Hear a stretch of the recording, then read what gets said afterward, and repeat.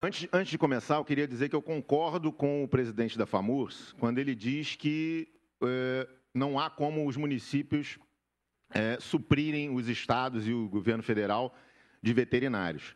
Concordo plenamente com ele e, inclusive, somos contra esse tipo de contratação de convênio. O Ministério da Agricultura já foi, inclusive, intimado a desfazer esses convênios. Então, concordo com isso. Isso inviabiliza completamente o serviço de inspeção municipal.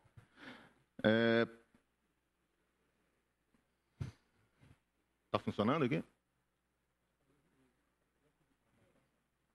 Por favor, então...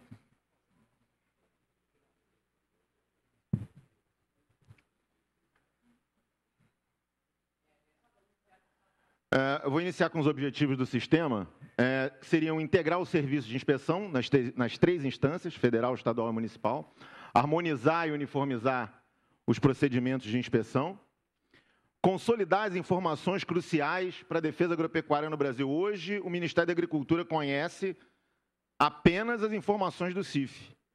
As informações que vêm dos estados, dos abatedouros estaduais, a gente não tem acesso, e a dos municipais menos ainda. Então, para que haja estratégia na defesa agropecuária, há que se conhecer como um todo os problemas no Brasil. No Rio de Janeiro, por exemplo, a gente sabe que não há abatedouros com CIF no estado do Rio de Janeiro. E lá há um problema sério de datidose, né? Então, a gente não tem como saber. No Ministério da Agricultura, a gente não sabe disso, porque não há um CIF lá. E, por último, aumentar a oferta de alimentos seguros à população.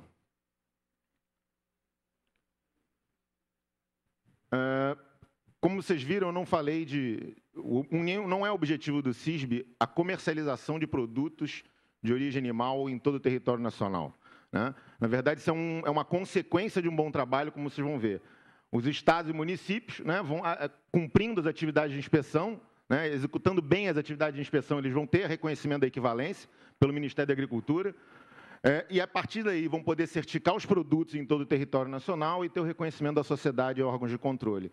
Então, a comercialização desses produtos é uma consequência de um bom trabalho e não o objetivo final do sistema. Para que haja essa equivalência, os estados eles têm que comprovar a infraestrutura administrativa, e aí vai recursos humanos, um sistema de informação, eu digo estados e municípios. Inocuidade de produtos de origem animal, ou seja, que executa bem as atividades de inspeção ante-mortem e pós-mortem, né, que é uma das atividades de fiscalização, isso está na Lei 1.283. A qualidade dos produtos de origem animal, controle ambiental, combate à fraude, ou seja, aí o interesse do consumidor, combate à obtenção e comércio de produtos clandestinos, produtos sem inspeção oficial, e educação sanitária. São esses os pilares aí da equivalência, que são avaliados para reconhecimento de equivalência de estados e municípios. No caso das agroindústrias, da mesma forma, as agroindústrias não vão comprovar isso perante o Ministério da Agricultura, mas perante os serviços nos quais elas estão registradas, tá? Então, a qualidade e inocuidade dos produtos, ela tem que comprovar isso ao serviço, que produz com qualidade e com inocuidade. A partir daí, ela vai ser indicada pelo serviço para fazer parte do CISB. É o serviço que indica. Desde 2006, estados e municípios indicam as indústrias para fazerem parte do sistema, depois que eles aderem. E, a partir daí, eles podem fazer a comercialização em todo o território nacional e ter o reconhecimento dos consumidores. Bom, para conseguir esse cadastro, essa indicação, as empresas têm que ter alguns programas, né, algumas boas práticas de fabricação e programas de limpeza e higienização do estabelecimento, além de bem-estar animal, qualidade de água, enfim, uma série de programas de autocontrole. Essa é a situação atual do CISB, né? Nós temos 8 estados, 13 municípios e 3 consórcios aderidos. A evolução do CISB ela não pode ser avaliada simplesmente pelo número de estados e municípios e estabelecimentos aderidos.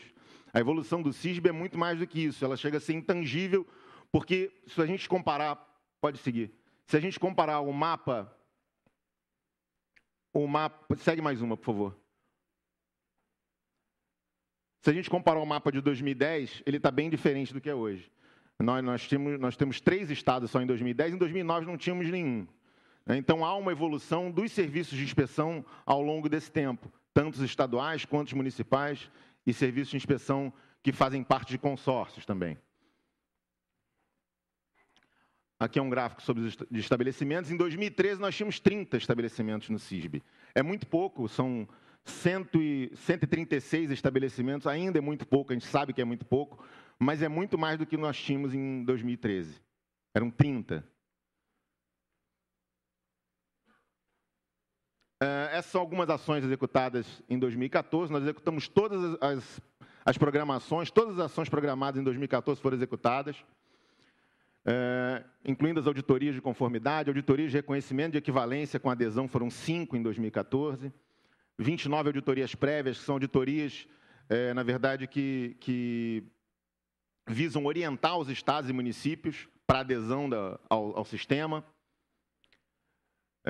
Para esse ano, nós já executamos algumas das ações, mas temos aí a regulamentação do artigo 7º, que já foi iniciada, como a ministra falou, já foi iniciada com a parte do leite, já estão na segunda reunião. A gente espera aí que em mais alguns meses essa legislação do leite específica para pequenas agroindústrias ela saia.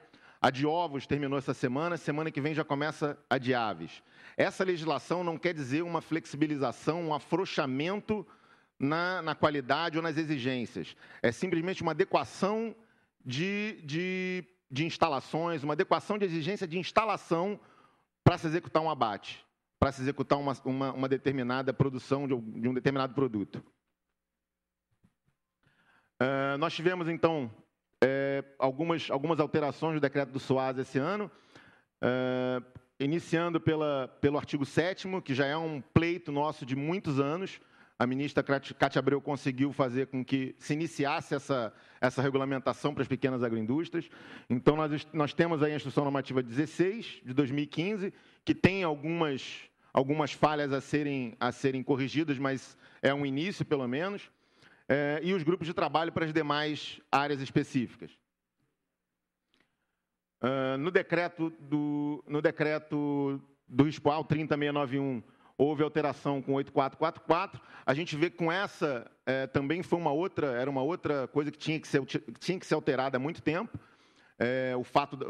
A situação da inspeção permanente e da inspeção periódica, ela já vinha acontecendo na prática, né, há mais de 10 anos, mas faltava essa base legal, né? Faltava alterar o decreto e realmente colocar a inspeção permanente de um lado e a inspeção periódica do outro. E a gente vai ver que com essa oficialização dessa situação de inspeção permanente e inspeção periódica, a gente vai precisar de muito menos fiscais. Eu estive fazendo auditoria no Distrito Federal agora, e está certo, o Distrito Federal é pequenininho, mas a gente vê que são cinco fiscais. Com 5 fiscais, eles resolveriam o problema da inspeção periódica e da inspeção permanente.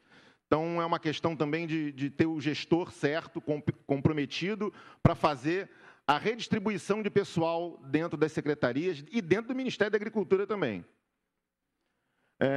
O outro decreto 8445 veio alterar a adesão dos estados, né, a forma de adesão dos estados, para uma adesão documental. Os estados passam a aderir sem a necessidade de uma auditoria anterior à adesão, e os municípios passam a ser auditados pelos estados, desde o início. Isso, ao nosso ver, vai facilitar um pouco, vai acelerar um pouquinho a adesão. E o GT, o Leandro já falou bastante do GT, os principais pontos estão sendo debatidos, a hierarquização e coordenação da inspeção, a sustentabilidade financeira, inclusive com taxas para financiar esse trabalho de inspeção. Eu acredito que uma empresa pagando uma taxa para o governo, que não tem nenhum fim lucrativo, ela vai ter que pagar muito menos do que para uma empresa terceirizada, para um intermediário, né? Procedimentos de inspeção estão sendo discutidos também, recursos humanos e normatização, que é o que o Leandro já tinha acabado de falar, uma legislação única para todo mundo, né? Feita por todo mundo, feita pela União, pelos estados e municípios, mas que todo mundo siga, nos moldes do que acontece hoje na União Europeia. Bom, é isso. Eu gostaria de agradecer a oportunidade. E aí tem o telefone do CISB, e o e-mail e site para consulta quando for necessário.